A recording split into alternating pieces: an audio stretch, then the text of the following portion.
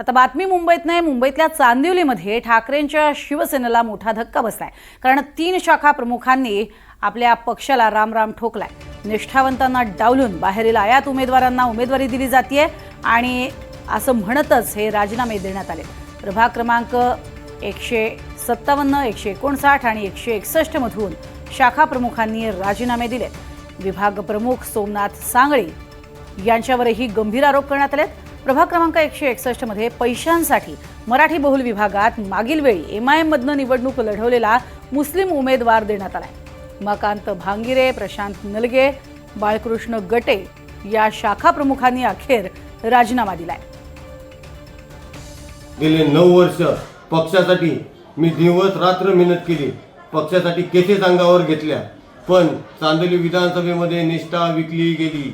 मीही पक्षाचा उमेदवारी अर्ज भरला होता, पण स्थानिक विभाग प्रमुख सोमनाथ सांगळे यांनी जो साधा शिवसैनिकी नाही अशा बाहेरून आयात केलेल्या MIM पक्षाच्या उमेदवाराला, मुस्लिम उमेदवाराला उमेदवारी दिली।